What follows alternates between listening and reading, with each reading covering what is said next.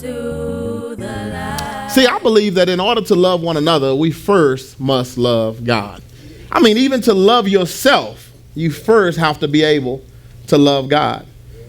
And so when we think about this topic called love, I can't help but to think of when I was a young pup, and you had this thing called puppy love. Some of y'all might remember what I'm talking about. You know, those times where you were in elementary school and you would get that piece of paper and you would fold it all these different types of ways, and on the inside of it you'll write on it, do you like me, or will you be my girlfriend or boyfriend?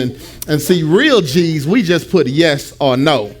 But there was some of these new age cats, they went and put this maybe box on the end of that thing as to give them an alternative to whether you're going to be with me or you're not going to be with me. And I remember that time of writing those little letters, will you be with me, or are you my girlfriend, yes or no? And sometimes I got some no's back, and that just hurt my heart. Because what you got to understand is that was a feeling that began to build up inside of me as I waited for that note to get passed back across the room. A feeling of puppy love. I thought that I had found that good thing, that right thing.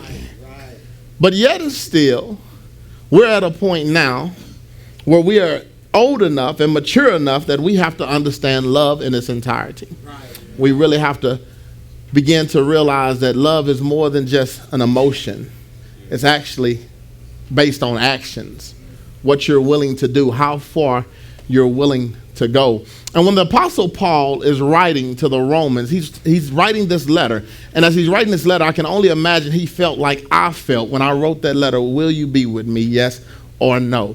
It's full of emotions. It's full of desires. It's full of wanting that answer to come back, yes, I'm being committed. Paul was writing to the Romans saying, listen, this is the way that you have to live.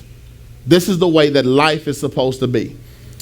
And as he was writing through this epistle, he gets to this part where he begins to describe God's love. In these 3 verses, he just begins to describe God's love. And it's described through the sacrifice that God has made for each and every last one of us, all of us that are sitting in this room right now. The love of God. We've come to understand God's love in 4 different facets. If you ever get a chance to study, the Greek have four names for the word love. And the thing about it is that most of us know God's love as what? Agape love. We mostly consider agape love, which is the committed love. It has no end. It has no beginning. It's without restraints. By definition, agape love does not mean God's love. The truth be told, all 4 of the loves that we're going to talk about today describes God's love.